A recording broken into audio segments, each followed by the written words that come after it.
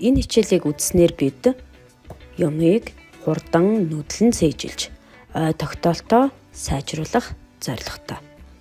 За хүүхдүүдээ сургачийнхаа 85 дугаар хуудсыг гаргаарай. Хичээл эхлэхийн өмнө бүгдээрээ ажиглан харах гэдэг нь юу болох, ямар ач холбогдолтойг мэдэж авъя.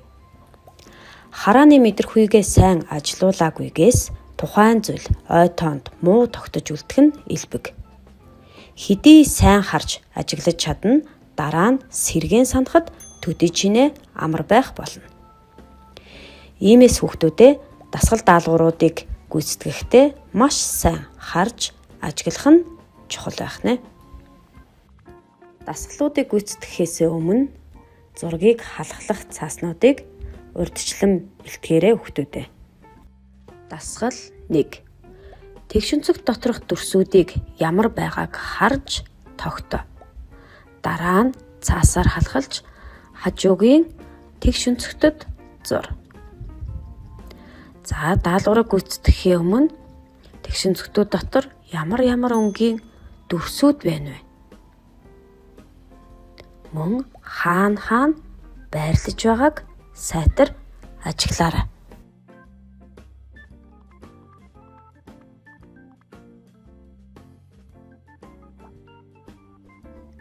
Нэгдүгээр мөрийн нэг дэх тэгшүнцэгтэд байгаа дүрсийг сайтар ажиглаарай хүүхдүүдээ.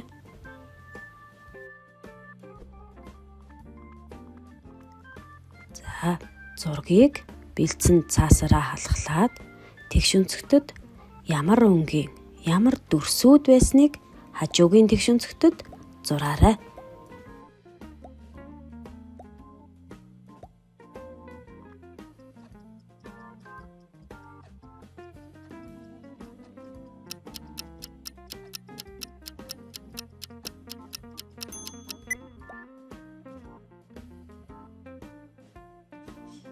За дараагийн тэгшүнцэгдэх дүрсийг ажиглая. Нэгдүгээр мөрийн 2 дахь тэгшүнцэгтэд байгаа дүрсийг ажиглаарай. За мөн цаасаараа халахлаад хажуугийн тэгшүнцэгтэд ямар өнгийн, ямар дүрсүүд байсныг мөн зураарай.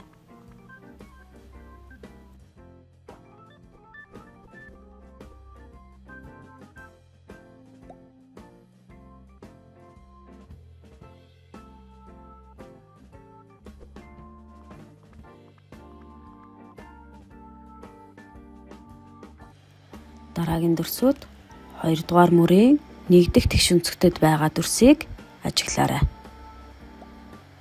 За мөн хажуугийн тэгшүнцэгтэд зуръя.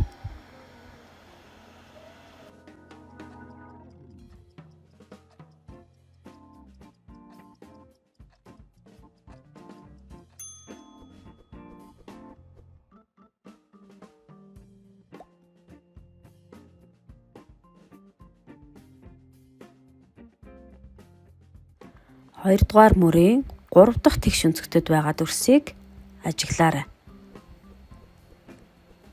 За мөн хажуугийн тэгшүнцэгтэд зураарай.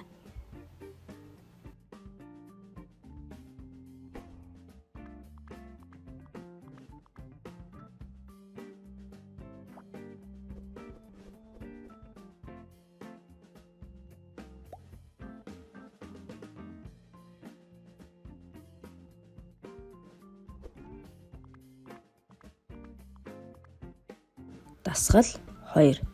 Зурагт амьтны хүрээлэнгийн амьтдыг зурчээ.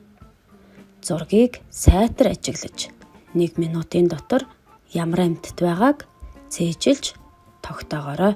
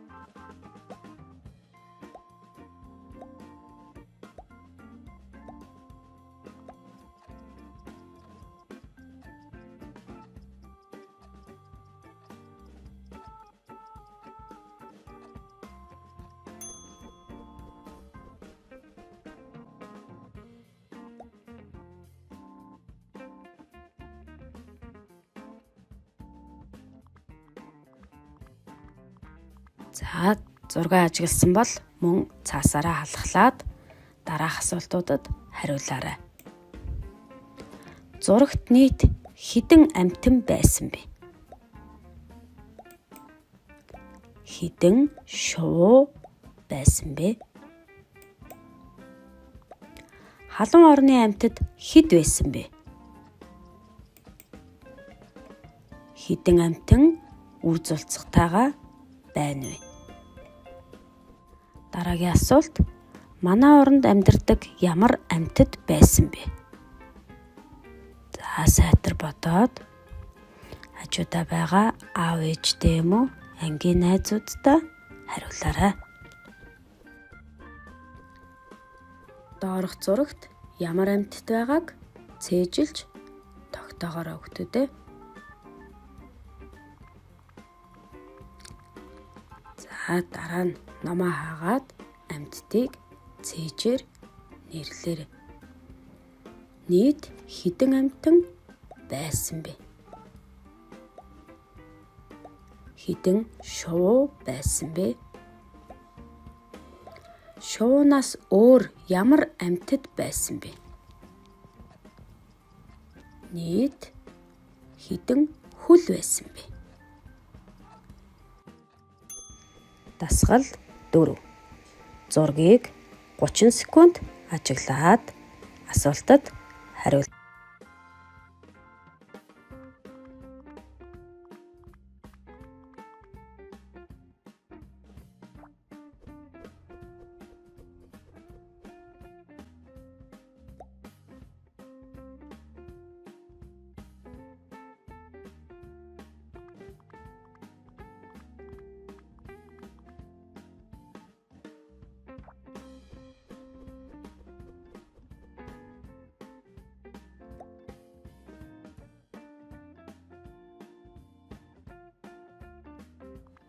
За хүүхдүүдээ, зурагт дугуй дүрс хэд байсан бэ? Мөн хэдэн амьтан байсан болоо? Хичнээн жимс байсан бэ? Мөн хэдэн өнгийн юмс байсан бэ?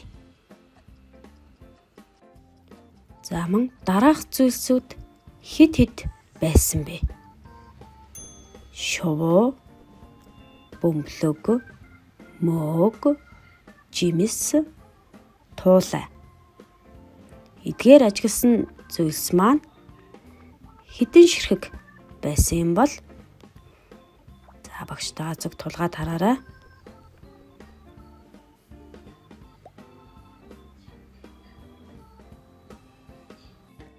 Зургаа хэр тогтоож ажигласан байна вэ хүүхдүүдээ? Маш сайн байна. За одоо бүгдээрээ дараагийн дасгал руу оръё. Дасгал 5. Дүрсүүдийн дотор харгалзах тэмдгийг тавьжээ.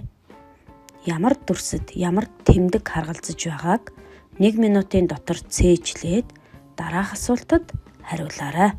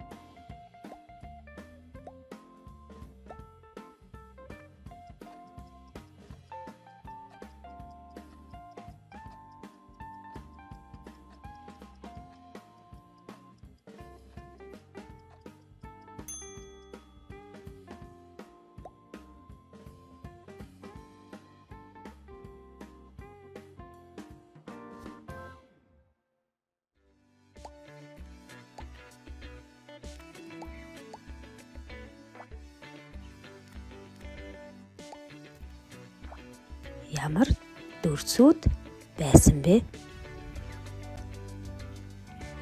Дүрс дотор ямар тэмдэглэгээнүүд байсан бэ?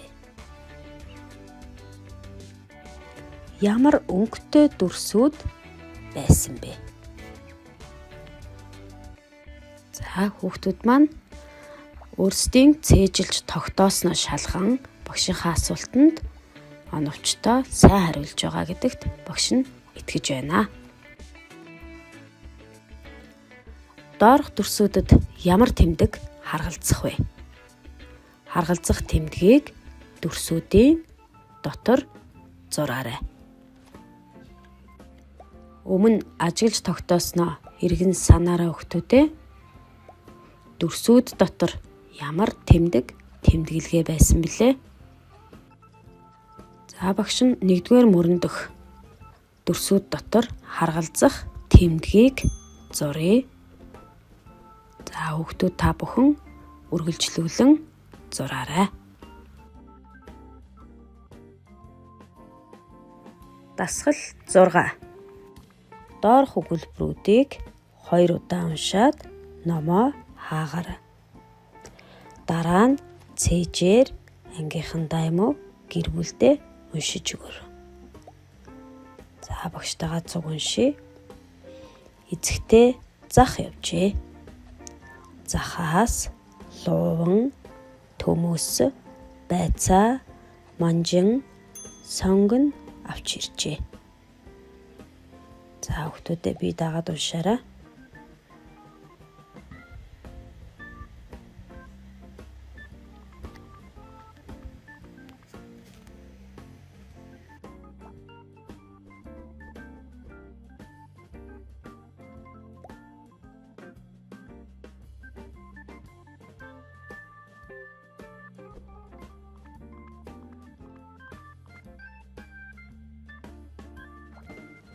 Хүүхдүүд маань өгүүлбэрүүдээ маш сайн тогтоож унссан гэж бодож байна. За тэгвэл номоо хаагаад багшийнхаа асуултанд хариулъя. Хэдэн төрлийн хүнсний ногооны нэр байсан бэ? Эцэгтэй захаас хэдэн төрлийн хүнсний ногоо авсан бэлээ хүүхдүүдээ? Лууван, төмөс, байцаа, манжин, сонгон гэд 5 төрлийн хүнсний ногоо авсан байна. 87 дугаар хуудасны дасгал 7-8-ыг бие даан гүйцэтгээрэй. Хичээлдээ идэвхтэй оролцсон хүүхдүүдтэй баярлалаа.